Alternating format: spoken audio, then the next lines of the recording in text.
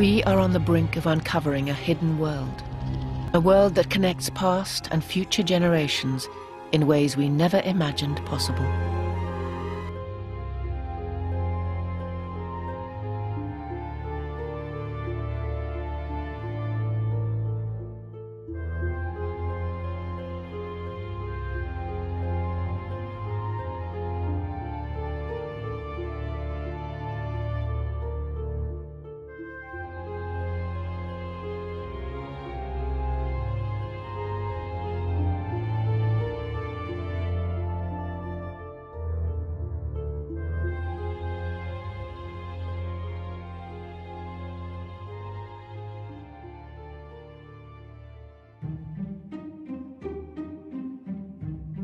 We're all familiar with the idea of inheritance and DNA. We're all familiar with the idea that the environment affects the development of the child. What we now realise is that these two are much more intertwined than we've known before, that the environment actually affects the DNA. And this is the new exciting science of epigenetics. The mice are agouti mice. One is kind of really much bigger and yellow, and the other one's much smaller and brown. Neither have a disease. They're the same species, but obviously they look really different.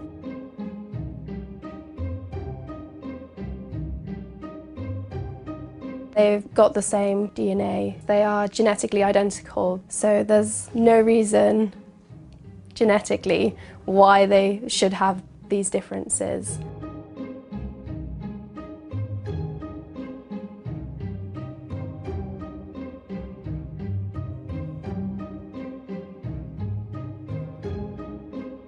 Well, what we now realise is that changes to the DNA are possible, so-called epigenetic changes. That means on top of genetics. The DNA has the instructions for how we function and how we're going to develop, but the epigenetics will change whether or not it's read and how it's read. So typically when we think of DNA, we think of a double helix, but actually DNA is tightly coiled around proteins called histones, and depending on the spacing between these histone proteins, that will determine whether or not the machinery that's going to read the DNA is able to access it. So obviously if you've got really nice spacing, the DNA in between the histones is able to be read. But if it's bunched together, you just can't get at it, and there's no way that the machinery can read the DNA and interpret the instructions that it contains.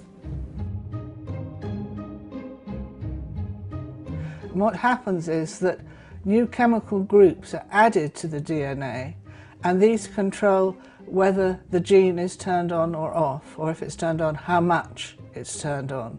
The methyl group sits on the DNA and essentially blocks it from being read so that the gene is inactive. The only difference is what their mothers ate during pregnancy. If you feed the pregnant mother mouse a normal diet, then the gene which is responsible for the yellow coat colour, that's still switched on and being read. But if you feed the pregnant mother mouse a diet rich in supplements, which have lots of methyl donors, which block this gene from being read, that means that it has the brown colour and it's much leaner and it's less likely to suffer from things like diabetes, obesity and cancer. Epigenetics is still quite a young science, and there's a lot we don't understand about it.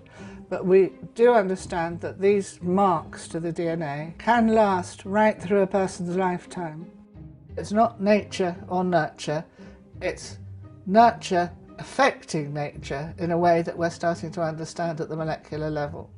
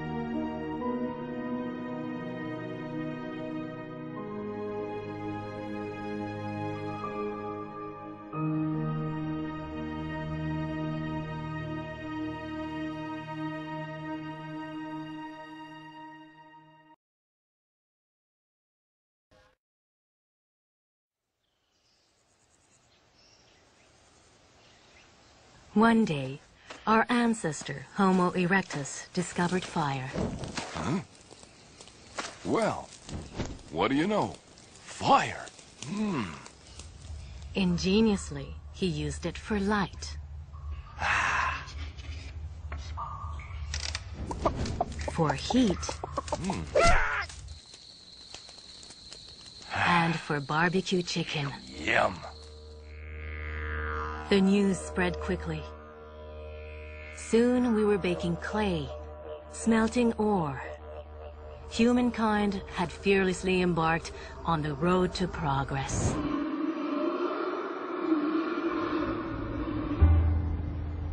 Today, thanks to human ingenuity, over 100,000 new chemicals synthesized in laboratories fashion the world we live in.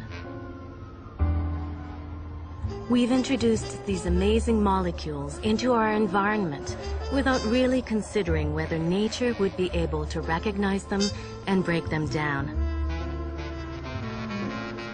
In our short-sighted rush to progress, we never imagined that some of these molecules would one day work their way into living organisms.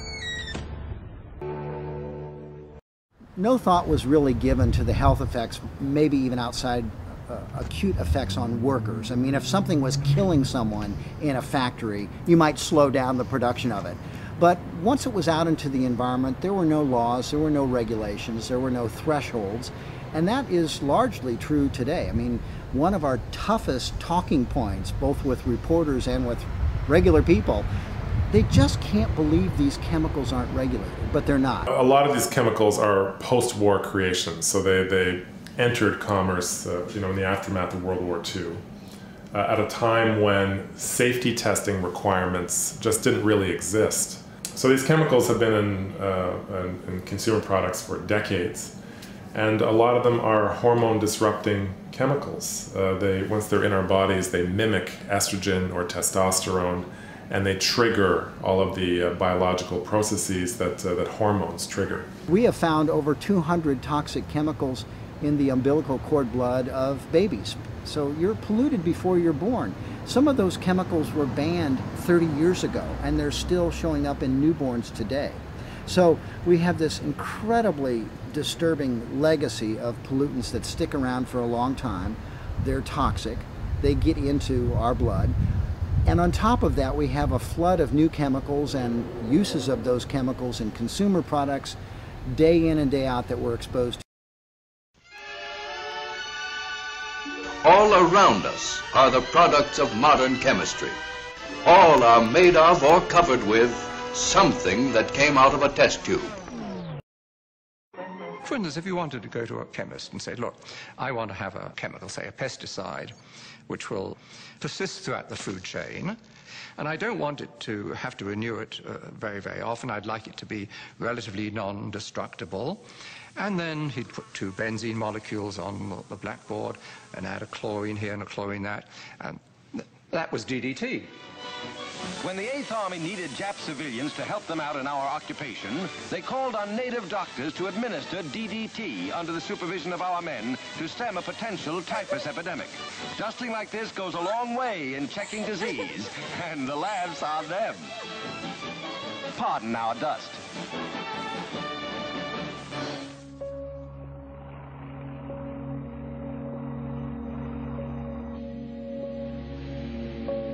As the petrochemical era grew and grew, warning signs emerged that some of these chemicals could pose hazards. The data initially were trivial, anecdotal, but gradually a body of data started accumulating to the extent that we now know that the synthetic chemicals which have permeated our workplace, our consumer products, our air, our water, produce cancer and also birth defects and some other toxic effects.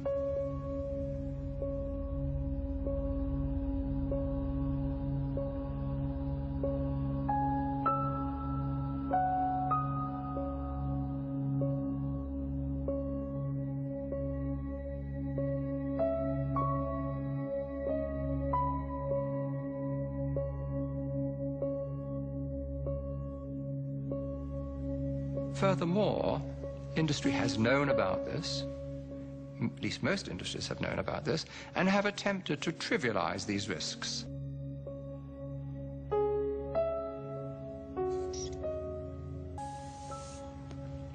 We are now in the midst of a major cancer epidemic, and I have no doubt, and I have documented the basis for this, that industry is largely responsible for this overwhelming epidemic of cancer, in which 1 in every 2 men get cancer in their lifetimes, and 1 in every 3 women get cancer in their lifetimes.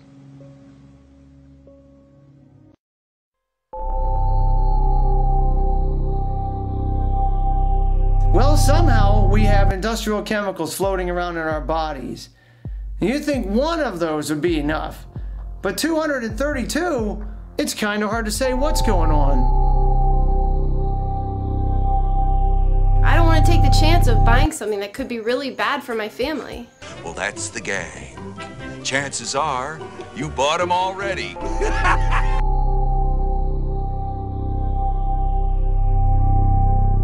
I'd struggled with fertility and repeated miscarriages. And as I searched for an answer to why I was having such a hard time carrying a baby to term, I discovered the connection between our environment, our toxic exposures, and our health, particularly our reproductive health. What we don't know can really hurt us, and there's a lot that we don't know. 80% of the common chemicals in everyday use in this country we know almost nothing about. From our own studies, we've tested 200 people, we found 482 chemicals, and there are 15,000 chemicals out there in heavy use. How many are showing up in our blood? How many of them might pose a risk? We have no idea what the long-term health implications of these results are. And I do not want my son or anyone's children to be our scientific experiment. The American people expect that all chemicals used in the American economy are safe. But, Mr. Chairman, the 30-year-old law that gives EPA that authority is outdated. Chemicals are part of our daily lives. They are everywhere, in our personal care products, cosmetics, toys, cars, furniture, food packages, IT equipment, electrical appliances, everywhere. Consumers strongly believe that chemicals that are on the market have been tested and are safe, but this is far from being true, and a huge majority of chemicals that are on the market have never undergone any risk assessment. Some of them may cause allergies, or cancer, or obesity, or disrupt your hormonal system. Now, this is a problem for all consumers, but this is especially a problem for elderly people, for young children, for babies, and for pregnant women. And studies have shown that there are already hundreds of chemicals in the blood of newborn babies. We have particular concerns with endocrine disruptors. Those are chemicals that disrupt your hormonal system and can lead to problems of fertility, to cancers, early puberty, and obesity. Now, those substances can be really harmful, and they can have long-term effects even at a low dose. There are hundreds of chemicals in the environment that are coming from products that we are using every day, and these chemicals were declared safe dozens of years ago, and now we understand that they can disrupt the endocrine system, the controlling system of our bodies. Well, our hormone systems are very complex, and everybody must understand it goes beyond the usual sex hormones. There are a lot of hormones. Insulin is a hormone. I don't think most people understand that. And we have an epidemic of diabetes and obesity, all connected, in the Northern Hemisphere, that now, basically, some of the most recent studies, and even a human study, showed a link between a very commonly used plastic called bisphenol A and diabetes, obesity, and cardiovascular problems. What we used to think was that we could use high-dose testing to predict what's going to happen at low levels. That's how all regulatory toxicology works. We used to think that that was sufficient. But that was before we began to realize that some contaminants, like bisphenol A, behave like hormones. And the people that study hormones, endocrinologists, have known for years that what happens at high doses isn't necessarily the same as what happens at low doses. So all of a sudden, as toxicology is confronted with this new way of looking at chemical action, they have to throw out one of their most basic assumptions, that the dose makes the poison. The numbers are so small that they're beyond the comprehension of most people. That's how small they are. So you think of a part per thousand, a part per million, a part per billion, a part per trillion. A natural hormone, below a part per trillion, it can stimulate breast cancer cells to grow. And now we are seeing chemicals like bisphenol A that are what hard, clear plastic is made out of, and the lining of cans is made out of. It can stimulate breast cancer cells at below a part per trillion, just like the natural hormone. The easiest concept for people to remember is that this hand and the fin of a dolphin and the wing of a bat, at the early embryo stage, they look identical. And inside of the wing of a bat and inside of the fin of the dolphin is a hand. So at the beginning of development of a fish or a frog or a mouse or a human, the early stages of development that are disrupted by endocrine disruptors and the genetic mechanisms are almost identical. We end up looking different, but don't let that deceive you. The mechanisms of development are very, very similar, and the disruption events of development lead to diseases in all of these species. We have proven that in animals, if you expose during the time that you start out, your body starts out as one single cell and then becomes 2 cells and 4 cells and many cells. And we know that as one cell is becoming many other cells, the hormones that control that, if you disrupt them, then you permanently alter the genes in the new cells. And when you do that at the beginning of life, those cells and all of the cells that come from them are defective. And the consequence is that, for instance, after puberty, when the reproductive system starts forming, abnormalities in the organs that after puberty begin to develop, like the female uterus, suddenly you start to see diseases of that organ. You don't see the disease in a child because the uterus is not functioning yet. So not just one system. This could be the development of the brain, which basically the brain at that time is getting programmed for how an individual is going to develop later in life as well. So their behavior is being affected. Intelligence could be affected. My involvement in the whole pesticide issue was sort of a surprise as well when I was approached by the largest chemical company in the world, and they asked me if I would evaluate how atrazine affected amphibians or my frogs.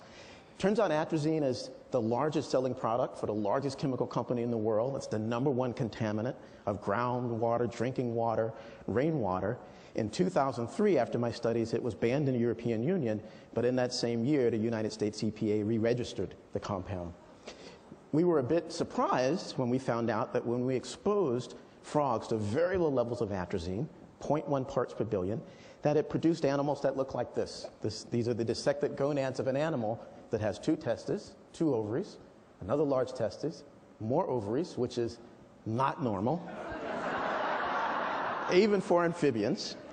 In some cases, in other species like the North American leopard frog, we showed that males exposed to atrazine grew eggs in their testes, and you can see these large yolked up eggs bursting through the surface of this male's testis. What we proposed and what we've now generated support for is that what atrazine is doing is wreaking havoc, causing a hormone imbalance. Normally the testis should make testosterone, the male hormone, but what atrazine does is it turns on an enzyme, the machinery, if you will, aromatase, that converts testosterone into estrogen. And as a result, these exposed males lose their testosterone, they're chemically castrated, and they're subsequently feminized because now they're making the female hormone. Now this is what brought me to the human-related issues, because it turns out that the #1 cancer in women, breast cancer, is regulated by estrogen and by this enzyme aromatase. So when you develop a cancerous cell in your breast, aromatase converts androgens into estrogens, and that estrogen turns on or promotes the growth of that cancer so that it turns into a tumor and spreads. In fact, this aromatase is so important in breast cancer that the latest treatment for breast cancer is a chemical called letrozole, which blocks aromatase, blocks estrogen, so that if you develop the mutated cell, it doesn't grow into a tumor. Now, what's interesting is, of course, that we're still using 80 million pounds of atrazine, the #1 contaminant in drinking water, that does the opposite, turns on aromatase, increases estrogen, and promotes tumors in rats, and is associated with tumors, breast cancer in humans. What's interesting is, in fact, the same company that sold us 80 million pounds of atrazine, the breast cancer promoter, now sells us the blocker, the exact same company. And so I find it interesting that instead of treating this disease by preventing exposure to the chemicals that promote it, we simply respond by putting more chemicals into the environment. Our modern environment now includes over 80,000 synthetic chemicals, with around 1,000 new ones being created every year. More than 500 of these are known to cause cancer or to disrupt the hormones in the body. Of the substances that are strongly linked to breast cancer, many are chemically similar to estrogen. Estrogen is a natural hormone that promotes female characteristics, and our cells recognise it by its phenyl ring. However, many synthetic chemicals also hold these phenyl rings. This can cause them to have estrogen mimicking effects. These estrogen mimics can cause problems by taking the place of natural estrogen and turning effects on or off in the cells at the wrong times. Because of this hormone disrupting effect, the estrogen mimics are classed as endocrine disrupting chemicals, or EDCs. Importantly, these chemicals aren't only found in factories or behind laboratory doors, as they are all around us in our environment and everyday products. You can find EDCs in many toiletries, detergents, plastic containers, and many other sources.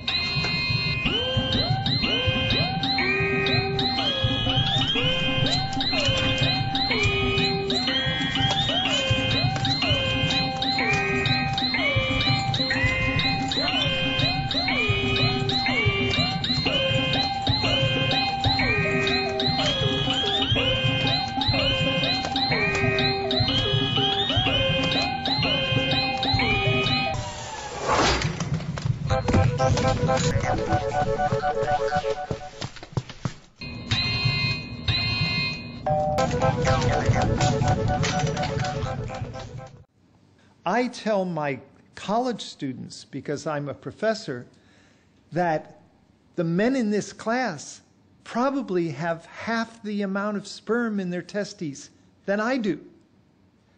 Can you imagine? I am 3 times their age, and I am more than twice the man they are. New science is raising some scary questions. Is fertility declining, especially among men?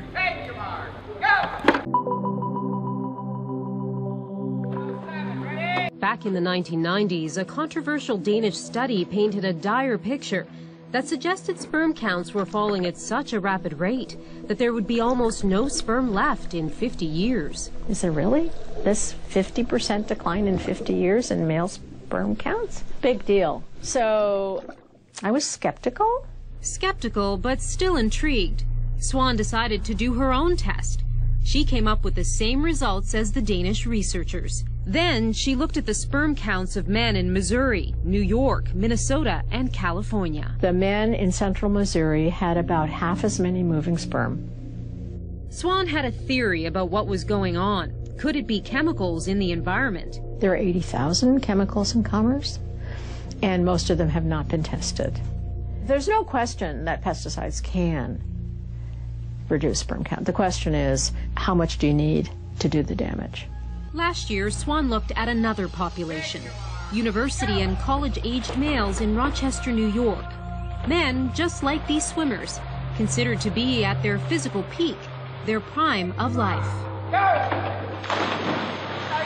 And what did you find? First of all, that their sperm quality was not great. 23% of the men had counts, which would be grounds for seeing an infertility doctor. But some scientists say we're worrying about the wrong thing. Perhaps it's not the quantity of sperm that counts.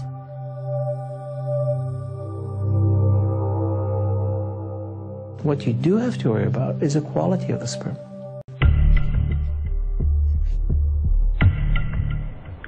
Dr. Keith Jarvie says it can be a game of chance. I mean, I have guys coming in with 2 or 3 million sperm. They have kids. Someone who looks very similar, sitting opposite me with 20 or 25 million sperm, having difficulty having children. So there's something about the sperm that we can't necessarily measure. It's basically Las Vegas. If you have more sperm, you're more likely to roll good dice. When a man orgasms during sex, millions of microscopic tadpole-like organisms swim for their lives, with one goal in mind, to fertilize a waiting egg. But only the strongest swimmer will make it to its destination. Semen concentrations declined 32% from an average of 73.6 million per milliliter in 1989 to 49.9 million per milliliter in 2005, lower than the World Health Organization's suggested threshold of 55 million. Research has suggested endocrine disruptors may be behind the decline, as they affect the body's hormonal system by mimicking or blocking normal hormones in the body. Sometimes there may not be any sperm in the ejaculate, or the sperm may not be swimming in a straight line. That's called a motility problem. Other times their shape just isn't right. That's a morphology problem. Then there's the biological clock. Men have one too. It just ticks a little differently. As women age, their supply of eggs dwindles drastically. In men, the sperm is still there, but the quality changes. They don't move as fast, they're the wrong shape, and more of the DNA is damaged. There has been studies showing that when the father is older and the mother is young, the incidence of autism and the incidence of schizophrenia is higher. Some studies are only 1.5 times higher, other studies are up to 4 or 5 times higher. But regardless of the potential risks, medical science has turned its attention to solving the problem of the endangered male. One thing that we do know for certain is that there are certain forms of male infertility that by their very presence we know that they will be transmitted to the offspring. It's long been known cancer can rob a man of his fertility. But what if you flip that equation? What if infertility was a sign, a marker that a man might be more likely to develop cancer? New research suggests infertility may only be the first health battle men will fight.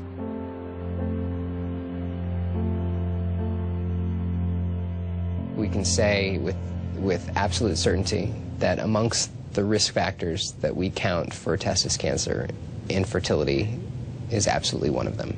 How high of a risk? 3-fold. Dr. Thomas Walsh has published studies on the possible links between infertility and cancer.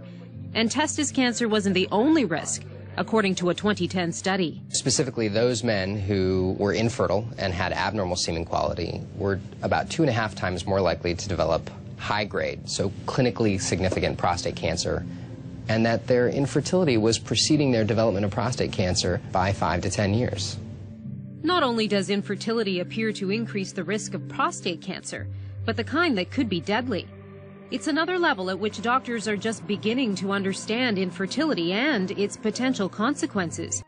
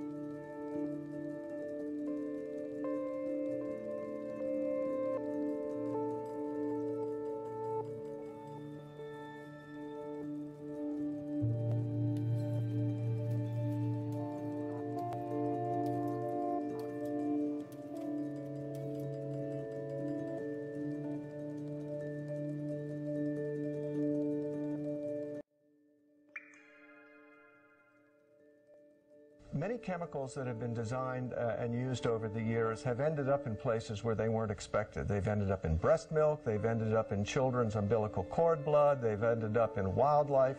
They weren't expected to be there. When that happens, that means that chemical is behaving in ways that wasn't anticipated, and we should at that point reverse course rather than continuing to plow ahead, waiting for evidence of proof of harm before we decide to change course.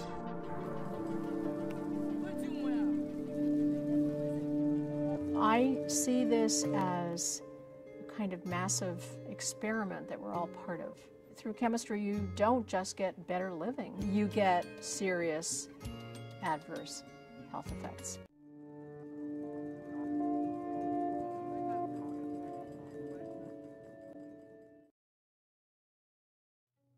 Chemicals can go into commerce, assumed to be safe.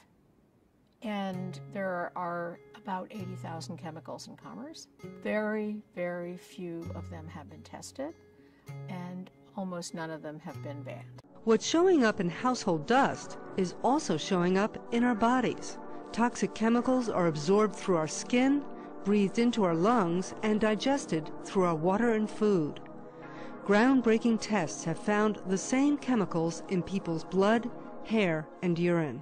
The endocrine system is important for human and animal health because it regulates and controls hormones and important functions like metabolism, growth, development, sleep, and mood. And this importance increases at critical life stages, such as infancy and childhood. Some chemicals might be harmful if our bodies are overexposed to them. So how do we know when we are overexposed to them? The first step is to establish the amount or the dose of a chemical required for the body to respond and produce an effect, and to determine how much is acceptable or tolerable for the body. There is a famous quote by Paracelsus, a 16th century Swiss scientist, that says, all substances are poisons. It's the dose that makes the poison. This means that the higher the dose of a chemical, the greater the response and the effect, and as a consequence, the likelihood of an adverse effect. It also means that for most chemicals, there is a threshold dose below which there is no adverse effect. Based on the threshold, we can establish safe levels for substances such as food additives, flavorings, pesticides, and so on.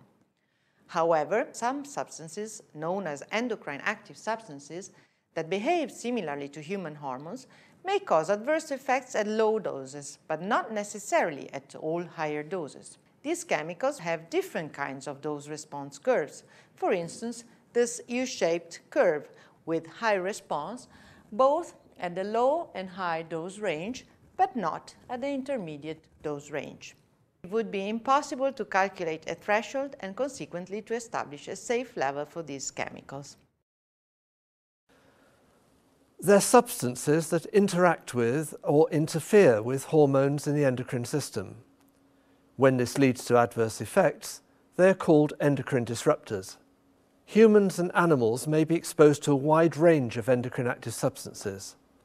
These can be naturally occurring, such as phytoestrogens in soya, or synthetic, like dioxins and some pesticides. We endorse the World Health Organization definition that an endocrine disruptor is defined by 3 criteria: the presence of an adverse effect, the presence of endocrine activity, and a causal relationship between the two. In other words, that the endocrine activity leads to an adverse effect. Not all scientists and regulators agree on a distinction between endocrine active substances and endocrine disruptors, but we believe that this is important. So what we are confronting here is still an imperfect world of knowledge, because we know that of these 140,000 chemicals, many of them simply exist. Many, and an increasing number, is being used, and many are also entering into cycles that we may not have envisaged, or that we did not anticipate, or that we simply do not know about. We are now much more than we may think living in a world of chemicals.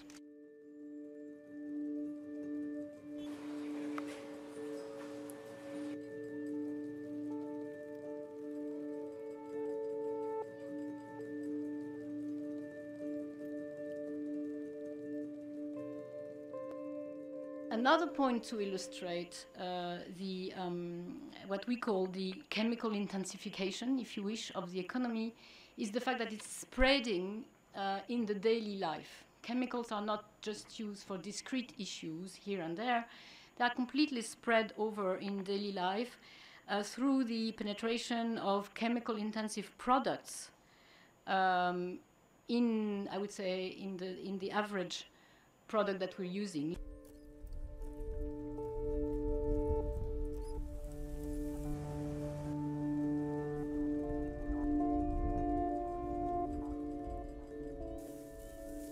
We are now looking more and more at studies that document the high level of POPs, persistent organic pollutants, including in aquatic mammals, polar bears, fish-eating birds. So it's going up into the food chain. And there is evidence as well that these contaminants are responsible for the near extinction of some species over the world.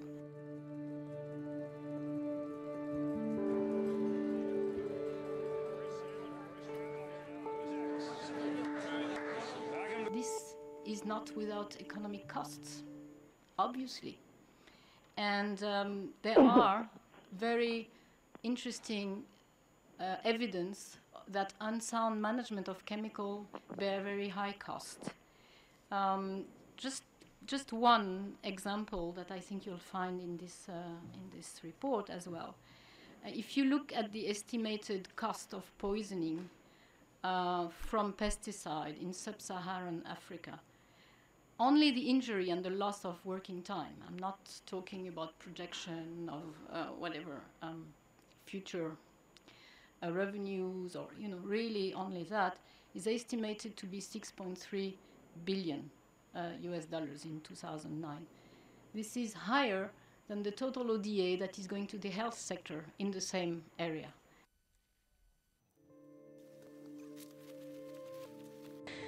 And this is 17 years after Theo Colburn's book, Our Stolen Future, and it will be 14 years after the EU EDC strategy was first published. So during all this time, the exposure continues and the scientific concerns have been rising. One of the most important lessons that we've learned is that children are uniquely susceptible to the toxic chemicals and other factors in the environment. For a number of reasons, infants and youngsters up to age 4 have much higher levels of many problem chemicals in their bodies than adults do. And scientists have begun to pin down the causes. First of all, children have greater exposure pound for pound than adults. They eat more food, they drink more water, they breathe more air per pound of body weight. So they take into their body more of any toxic chemicals that are in food, air, and water. And then on top of that, kids' exposure is further magnified because they live on the floor, they crawl around a few inches above the rug, they're constantly putting their hands, their toys, their lollipops in their mouths, and so all of those factors increase their exposure.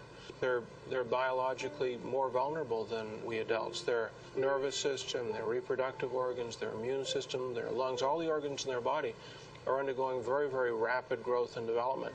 And those developmental processes are very fragile, they're very easily upset, and unfortunately, if development is perturbed at a vulnerable early stage by some chemical like lead or pesticides or PCB, the damage in many cases is irreparable. It can't be cured, it can't be treated, it results in lifelong impairment.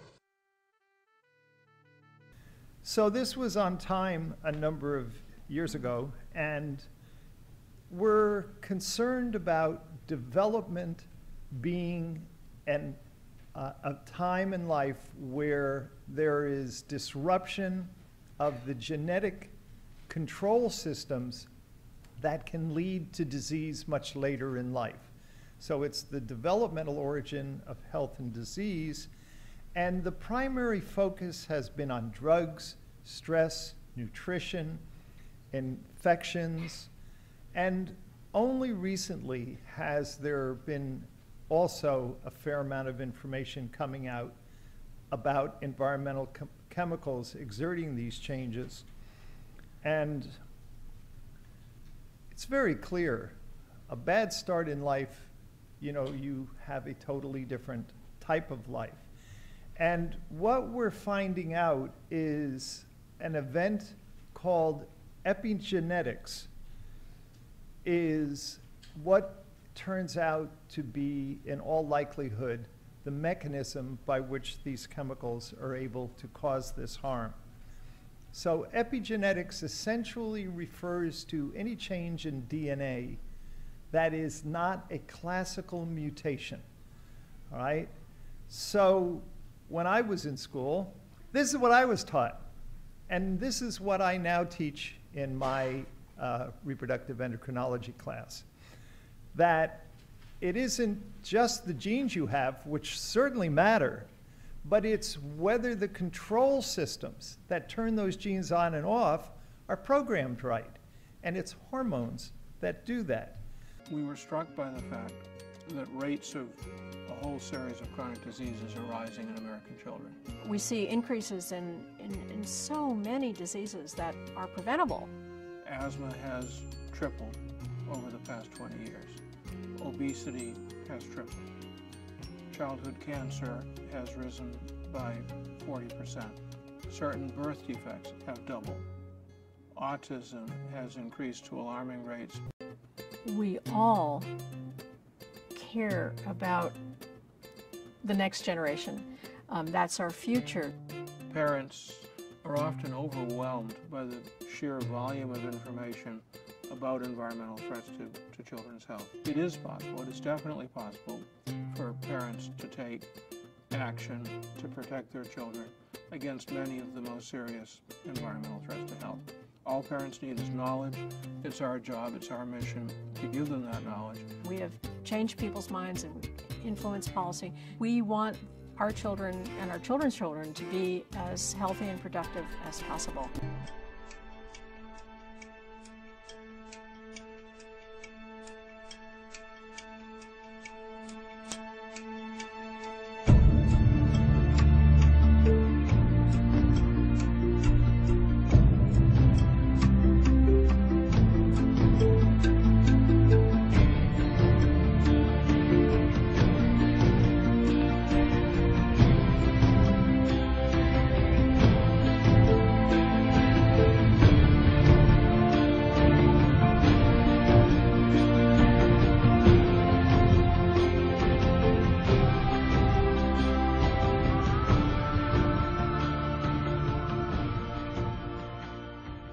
The Royal College of Obstetricians and Gynecologists admits few, if any, babies are likely to come to real harm if they're exposed to the chemicals found in everything from food wrapping to cosmetics and cars.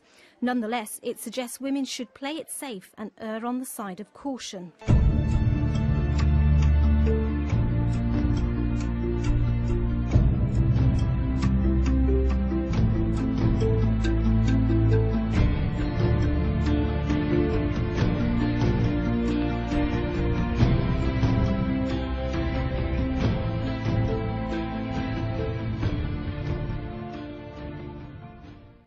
The document does not outline things that women should avoid during pregnancy. What the document outlines is the fact that for a while we have been concerned about certain chemicals that may be present in our environment. We do not know what the risks are, but we wish to make women more aware of this, giving them the information that they might find helpful so that they can make decisions to change their lifestyle. The problem with determining effects of any chemical exposure, especially mixtures of different chemicals, means that it's a long time. It'll be a long time before we would even know if there are any risks. What we hope to do with this document is have a proactive approach so that we could give women the information and so they can make informed choices.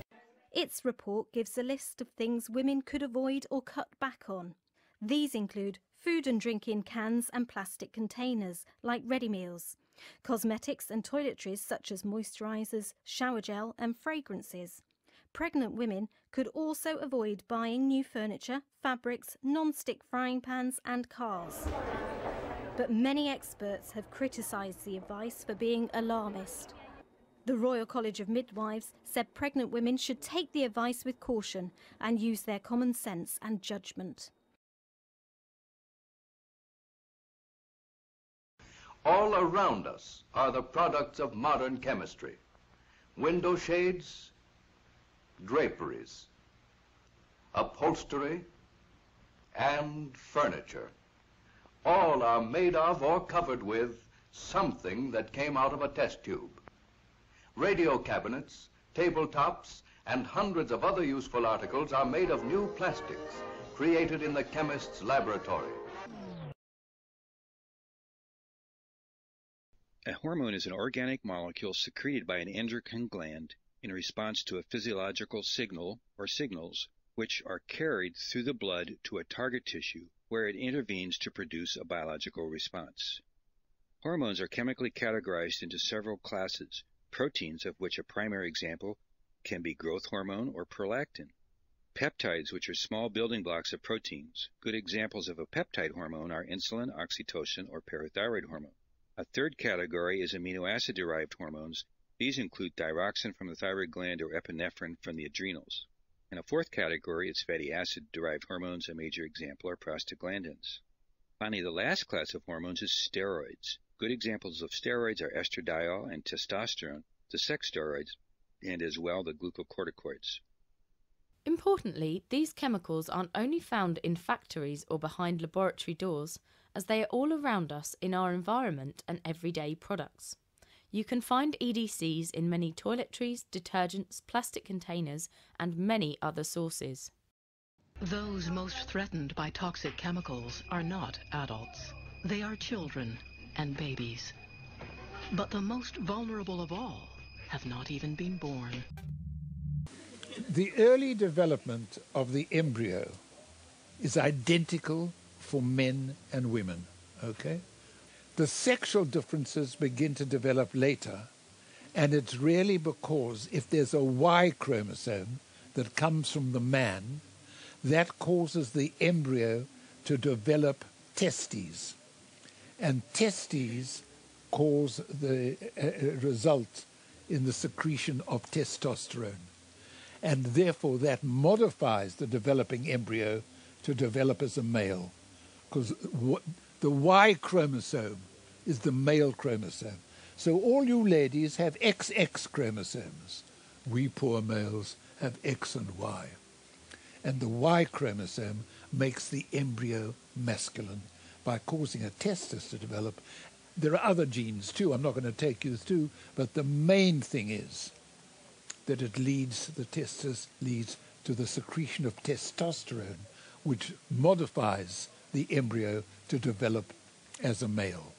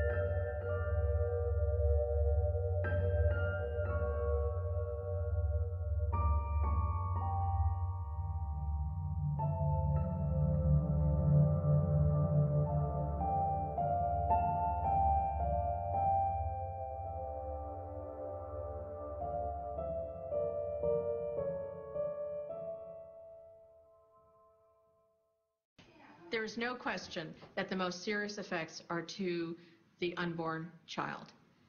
Because the effects are permanent and because the fetus has very few defenses against these chemicals. This is a time when all the cells are starting to divide from each other, developing into organs. And this can start as early as 6 weeks, even earlier, after conception. Until recently, doctors believed that the fetus was protected from contamination by the placental barrier. But the womb provides no such protection. Everything that the mother is exposed to could potentially expose the fetus. The difference is that the fetus is exquisitely sensitive, many, many more times more sensitive than the mother, and so it's much more dangerous.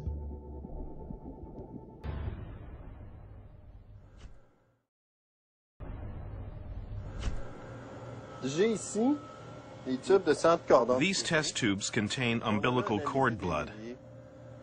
We've analyzed thousands of them and found pollutants such as heavy metals, organochlorine pesticides, PCBs, and that means that the mother was exposed to these pollutants and transmitted them through her bloodstream to her unborn child. Progress is merciless. After Homo erectus and Homo sapiens, we now have Homo toxicus.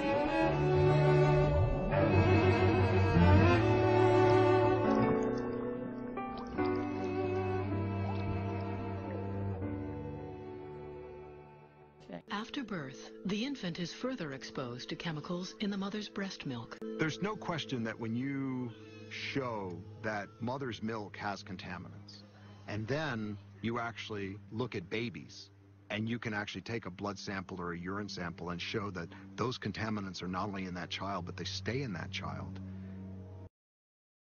Genetics plays a potentially very important role in determining the effects of early life exposures on children's health and development.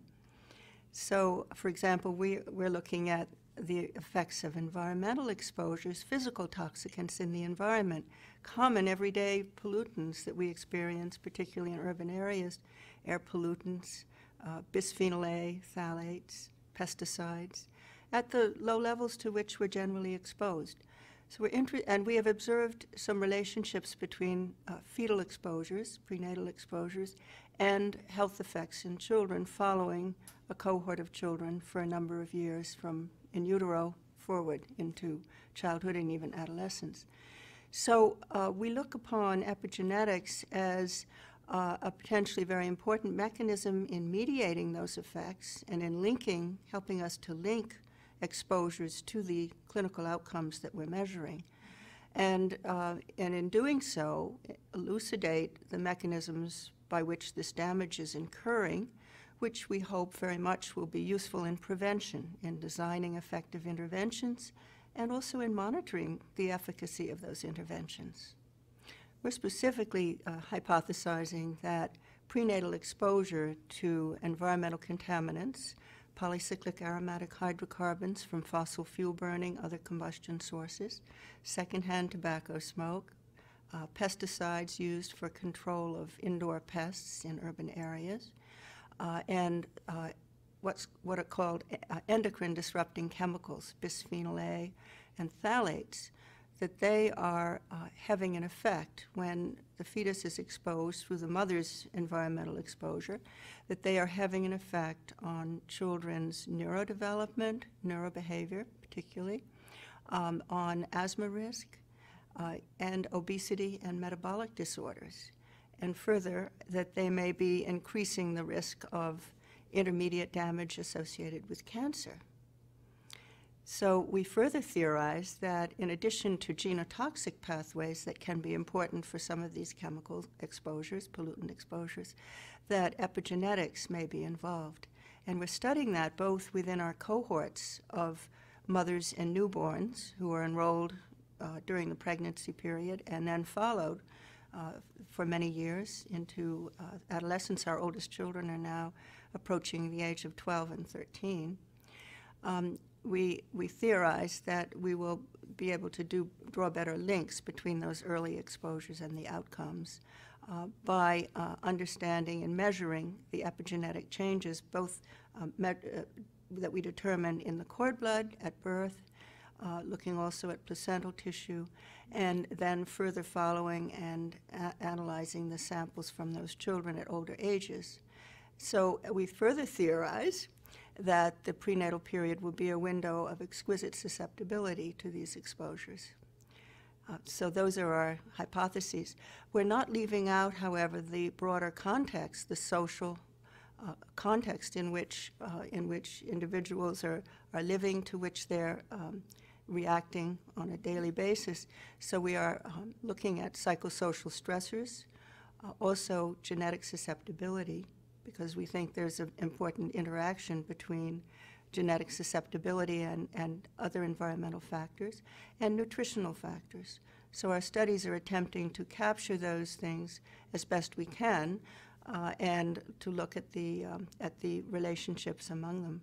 I think that through more understanding of the pathways that are involved in the effects that are observed in relation to early life exposures, prenatal and early postnatal exposures, that through that understanding we can craft really effective and targeted interventions.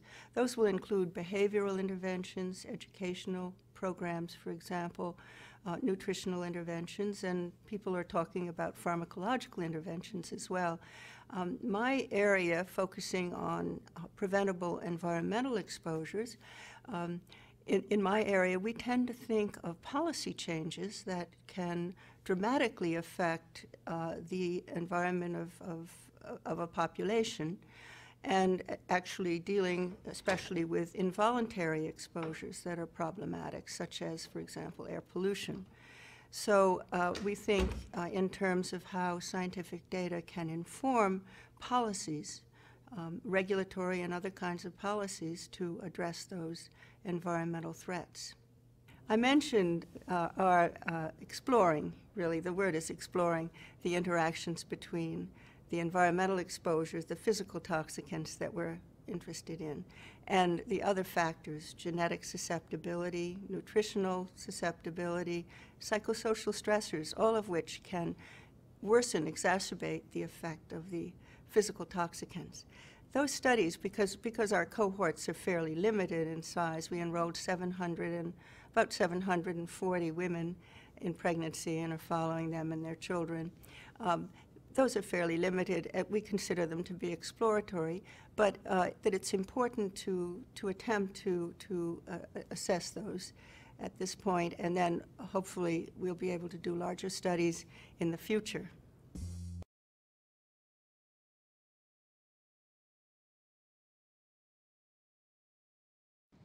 I think we're only just beginning to realize how important that cocktail effect is. It's extremely difficult to study. It's expensive, time-consuming.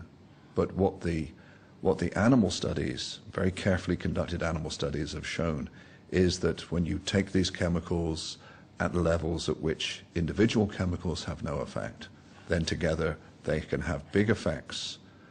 And again, the effects that we're talking about that have been studied so far are on male reproductive development, so they will include this time window of vulnerability. And the implications of that are enormous, because it means that when you look at one chemical that we may be exposed to low levels of, and which is, you may think this will have no effect, you can't look at it like that. You must say, what else are you exposed to, and how will those add up? So you move in a what we call dose additive way from no effect on each of the chemicals to combining them and having a very large effect. So I think it's something that everyone is familiar with. If you go to the doctor, your doctor says, what else are you taking before I prescribe this, right? But we don't do that with the chemicals. There's always been a mythology about pregnancy, but now actually some of that mythology is turning out to be rather more true than we expected. We're starting to realize that the months we spend in the womb are some of the most important of our lives. So what happens in the womb can last a lifetime. We're just beginning to understand that chemistry. That chemistry operates in the range of parts per trillion and parts per billion, which industry has told us for years it's harmless. Concentrations like that are unimportant. But when you interrupt a vital system, something that's developing where these eggs are splitting and developing and budding and forming legs and arms and duct systems and glands, at a part per trillion, these are very dangerous chemicals.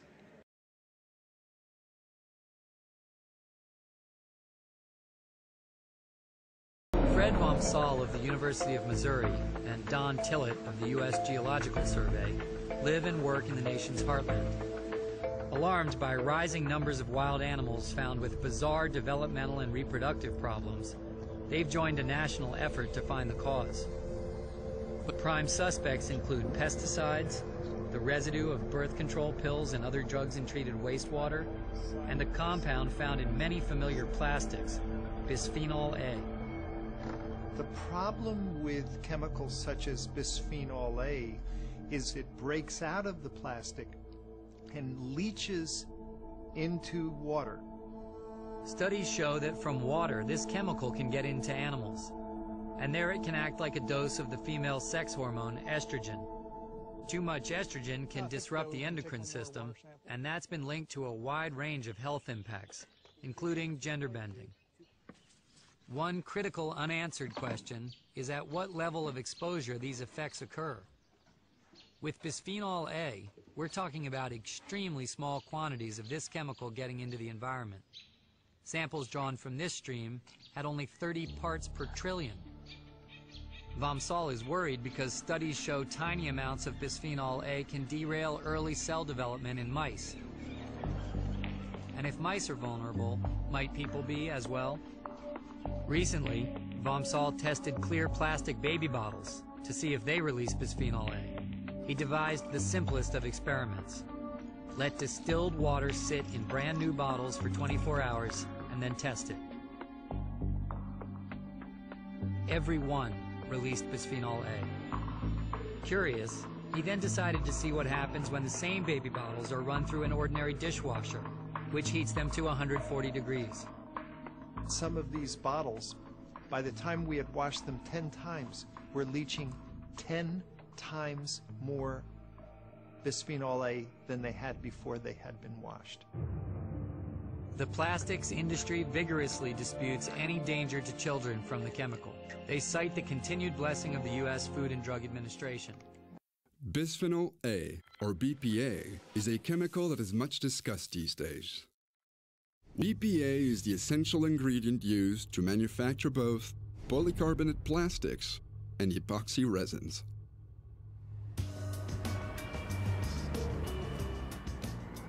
Polycarbonate is a transparent plastic providing solidity, lightweight, and shatter resistance to a wide variety of products, from solar panels to mobile phone casings, from safety helmets to car bumpers or to DVDs, to name just a few of its many applications.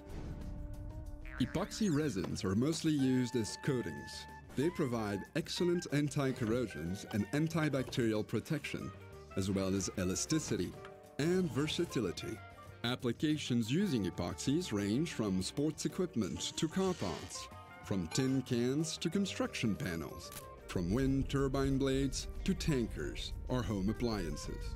You name it.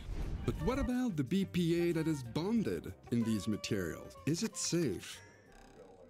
Scientists from academia, government, and industry have been studying BPA extensively over the years. In fact, no other chemical has undergone such a wide range of testing.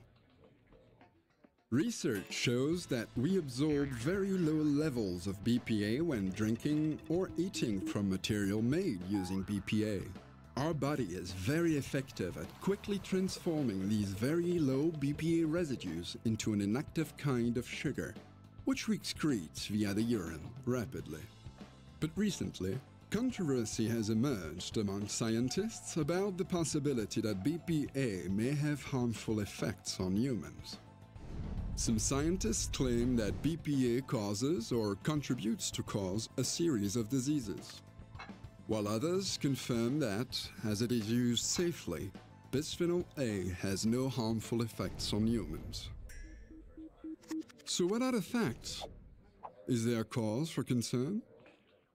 Like other chemicals, be they natural or man-made, BPA can weakly act like an estrogen, the primary female sex hormone. Does this intake of external estrogen cause any damage to our hormonal system? Many things we eat each day trigger hormonal changes in our bodies, with no adverse effect.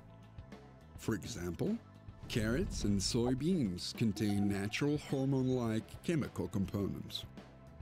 The levels at which we are exposed to BPA do not raise concerns for any damage to our hormonal systems. And many of these estrogen-like compounds are far more active than BPA.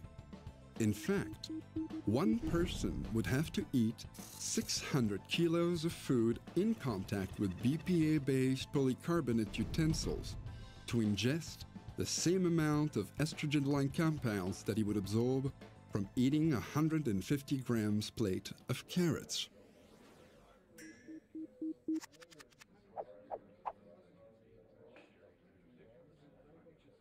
BPA has been found in urine and blood samples of people affected with diseases such as cancer, obesity, or diabetes.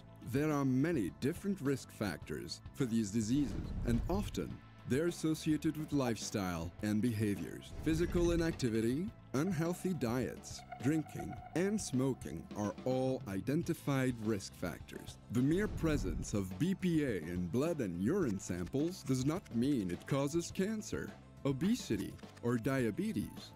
For example, people drinking beverages from cans coated with epoxy resins will display some BPA in their urine. But to reach a level at which BPA would become harmful, a 60 kilos person would have to drink more than 1,800 cans a day. So, for BPA, as for any other chemical, Let's look at the facts, investigate examples, and use our best judgment before jumping to any hasty conclusion as regards the safety of a product which plays a key role in food and sanitary protection. From recreation to food, from convenience to shelter, BPA brings many benefits to our daily lives. And while we may have questions on its effects, research and experience show that BPA is safe. It's not lost on some of you that that is special interest blabber. We heard that from the American Tobacco Institute for years. Remember? 3 studies are equivocal about whether smoking causes cancer. The record shows that many of the country's most respected doctors openly challenged anti-cigarette claims. A California doctor said, as a scientist, I find no persuasive evidence that cigarette smoking causes lung cancer. A New York doctor told Congress to claim there is now sufficient scientific evidence to establish that cigarette smoking causes disease is, in my opinion, unjustified. There is another side to the cigarette controversy. It's all here in this white paper. Send for it.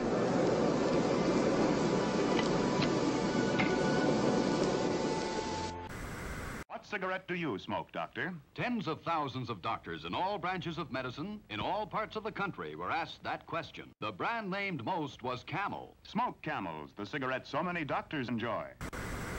This new insect destroyer contains a lot of DDT. Its DDT content is even higher than government specifications. Ideal for vertical surfaces, on fruit and vegetable stands, in cupboards, and it's perfect for ridding Fido of those unwelcome house guests. This contemporary home shows how modern asbestos materials can be adapted to any style or design. Notice how the asbestos cement sidewalls help add dignity and charm. Oh, it is attractive. Yes, and it'll stay that way, too. That's what I like about it. And they correctly said, and still to this day, we do not know biophysically the precise links between smoking and cancer. So they give you a therefore when there's no therefore there. Therefore, it's premature to act. That's a personal value judgment or risk management. Of course, they protect market share. Whereas the data are so overwhelming epidemiologically, the statistics, that you'd have to be crazy not to control this, even though you don't understand every detail of the mechanisms.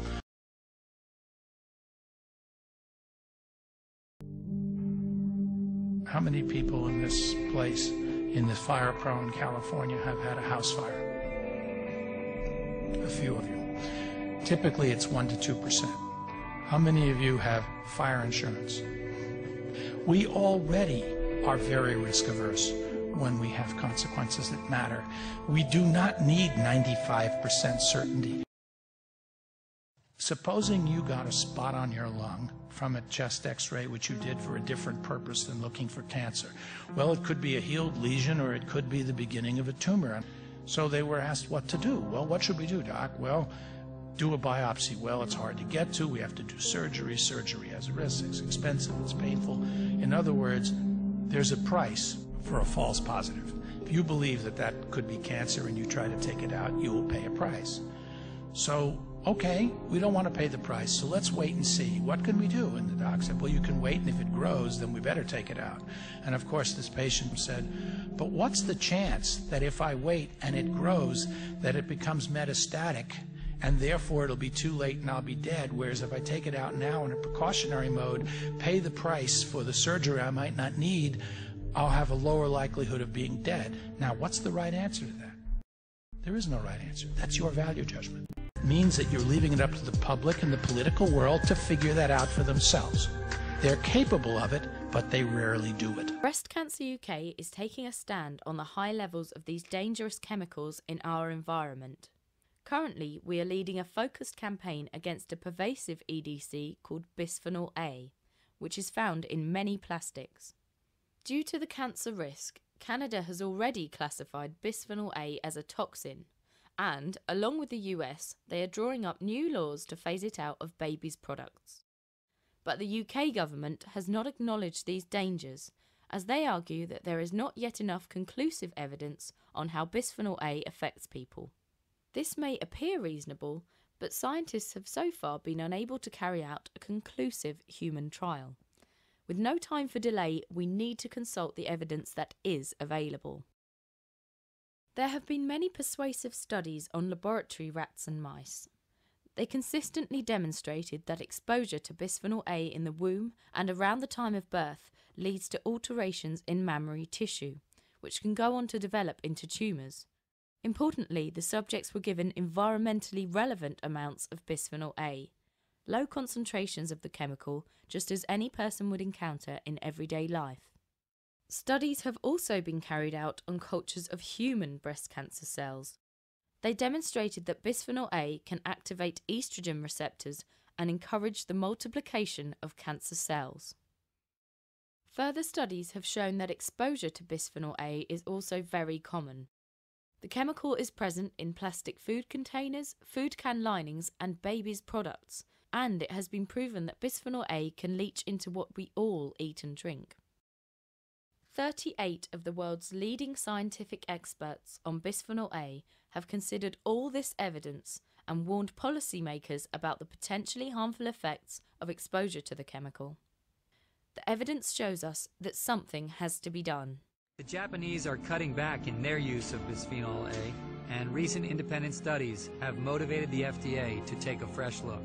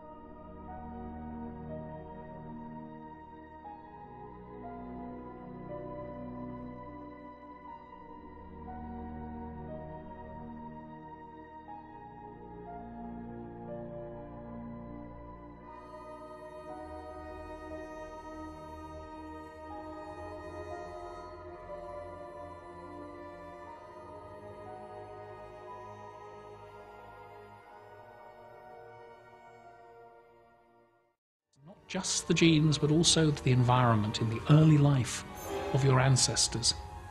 It's not so much you are what you eat, it's that you are what your mother ate, and maybe you are what your grandmother ate. And if you take our data, you are what stress your grandmother or grandfather had.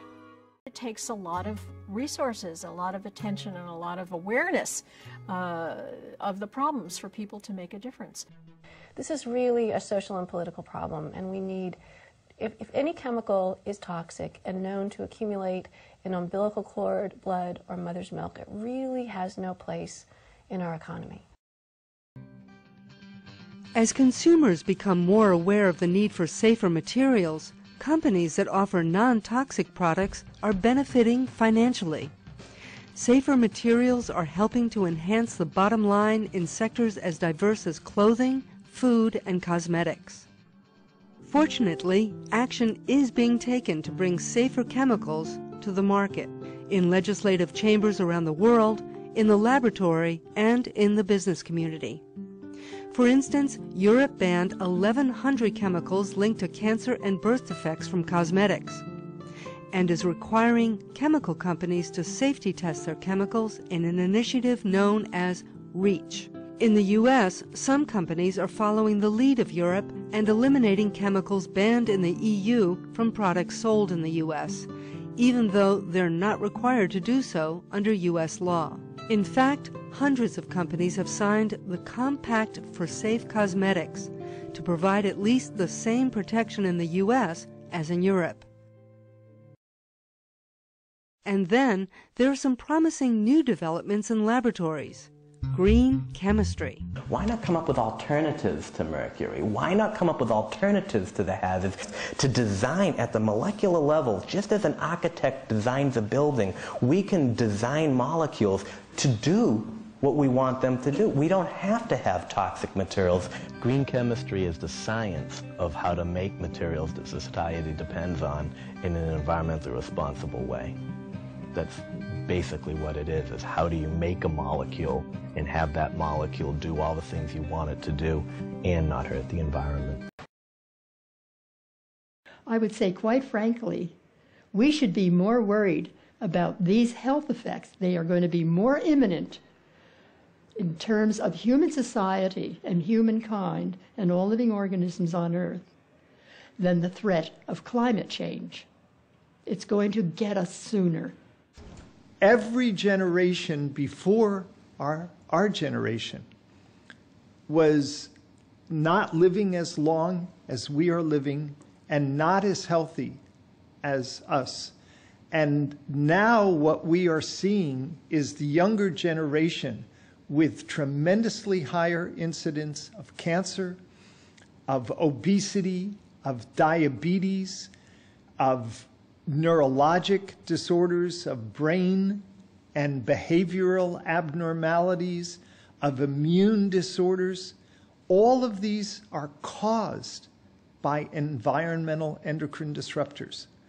And the incidence of all of these diseases in our children are much higher than in my generation.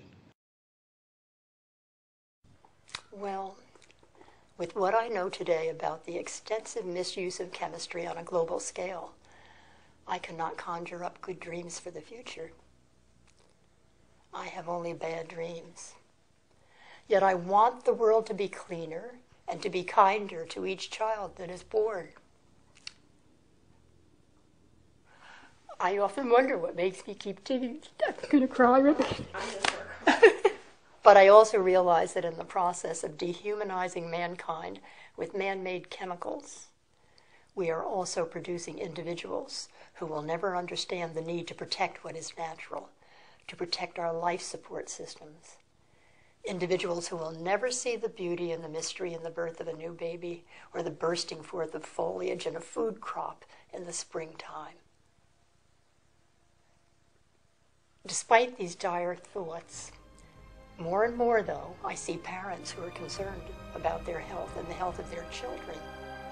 And women especially are trying desperately to find out what is safe and what will not harm the babies they are carrying in their wombs and their children already there in their homes. There is also hope that deep within everyone, there is something bigger and stronger than we are aware of at this time that cannot be suppressed by man-made chemicals. Something that will prompt some very exceptional leadership to step forward with the courage to turn off corporate control of the government and the world and take back for society what it needs to thrive.